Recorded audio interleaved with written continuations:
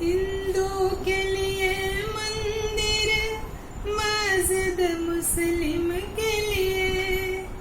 हिंदू के लिए मंदिर, मस्जिद मुस्लिम के लिए। ईसाई भाइयों ने गिरजा को संवारा है, हमें ये भी प्यारा है, हमें वो भी प्यारा है। इसी के साथ अपने क्लास की शुरुआत करते हैं। आप सबका स्वागत है अपने क्लास में। हिंदी का पिछले एपिसोड में ईदगाह हम लोग जाने थे। ईदगाह क्या है, जिसके राइटर प्रेमचंद हैं, लेखक प्रेमचंद हैं। आज इसका प्रश्नोत्तरी करेंगे, प्रश्न का उत्तर निकालेंगे। ठीक है। पहला प्रश्न है, ईद के दिन अमीना क्यों उदास थी? ईद के दिन अमीना क्यों उदास थी? हम लोग कहानी पढ़ चुके हैं, इसीलिए इसको आसानी से आंसर कर सकते हैं। ईद के दिन अमीना क्यों उदास थी? अमीना इसलिए उदास थी कि हामिद के माता पिता नहीं थे और गरीबी इस कदर उसके घर में था कि उसके घर में एक दाना अन्न का नहीं था। और उस दिन पर्व था ईद का, जिसमें सारे बच्चे मेला देखने जा रहे थे।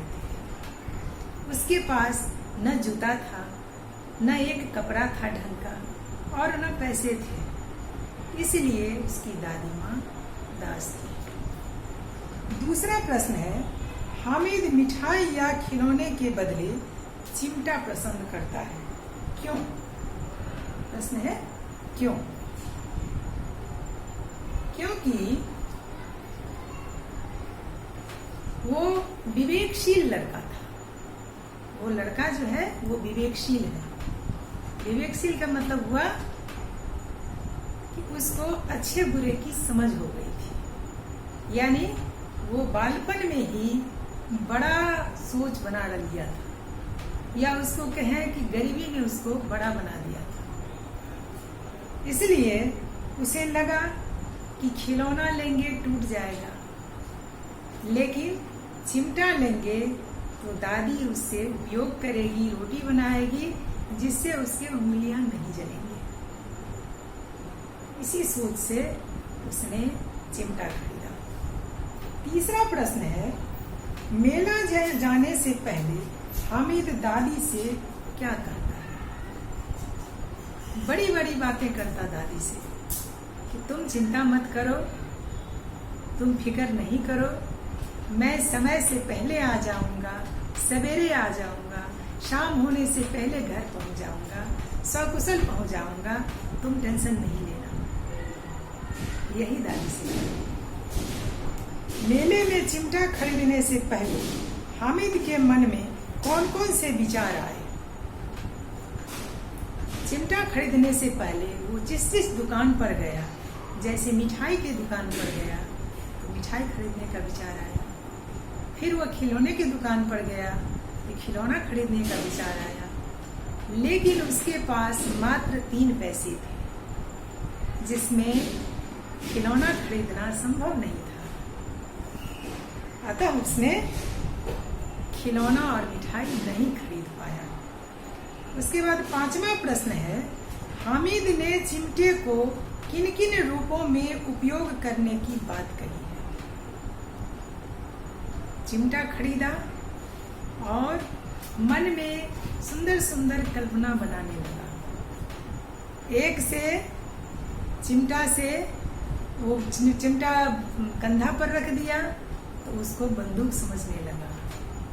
हाथ में ले लिया तो फकीरों का जो चिमटा होता है वो मान लिया और मंजीरा बना दिया। इस तरह से अलग अलग रूपों में उसको सजा लिया।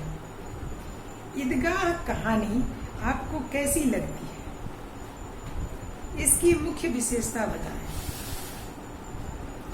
यह कहानी तो बहुत अच्छी है। एक गरीब बच्चा गरीब होने के बावजूद कितना खुश है, कितना प्रसन्न है। गरीबी उसके सोच में नहीं है। वह चिमटा खरीदने भी गया तो सारे दोस्तों को के खिलौनों को छोटा कर दिया। उसे सबको एहसास करा दिया कि ये चिमटा ही सही है। उसने बताया कि तुम अपने खिलौने को देखो और मेरा चिमटा देखो। खिलौना पानी में छोड़ दोगे तो सारे कलर उतर जाएंगे, हाथ से गिर जाएगा तो टूट जाएगा। मैं यदि अपने चिमटे से उस पर वार कर दूं तो चूर हो जाएगा, लेकिन मेरा चिमटा देखो, तुम कुछ भी कर लो, इसका कुछ नहीं होने वाला। यानी गरीबी में भी वह आनंद की बातें किया, अच्छी अच्छी बातें किया और अपने विवेकपूर्ण वाणी से सारे दोस्तों को मोहित कर दिया, आकर्षित कर लिया। चिमटा देखकर अमीना के मन में कैसा भाव जगा। चिमटा देखकर अमीना, जो उसकी दादी थी, चौंक गई, क्योंकि बच्चा खिलौना देखा नहीं लिया, कुछ मिठाइयाँ नहीं खाया और ये लोहा उठा कर ले आया। तो उसको देखकर वो चौंक गई। परंतु जैसे ही उसने अपने मन की भाव, हामिद ने अपने मन की बात अपने दादी तक पहुंचाया तो भाव विभोर हो गई। ईदगाह कहानी की प्रमुख विशेषताएं बताएं। इस कहानी का जो परिस्थिति है यह बाल मनोविज्ञान पर आधारित है। यह कहानी बहुत मार्मिक है। बचपन की परिस्थिति, बचपन का जो स्थिति दिखाता है उसमें भी दिखाता है कि गरीबी उसे बहुत जल्दी बड़ा बना दिया है। इस कहानी में आदर्श और यथार्थ की पूर्ण समावेश है। यह कहानी मानवीय है, मानव आधारित है। इसमें इसका वर्णन बहुत कौशल है, इसका वर्णन कौशलपूर्ण है। कहानी बहुत व्यावहारिक है, सीधा संबंध है दादी और पोते का, जिसका बारीकी से वर्णन किया गया है। इस तरह से हम अपने प्रश्नों का प्रश्नोत्तरी बना लेंगे और मिलते हैं अगले एपिसोड में। तब तक धन्यवाद।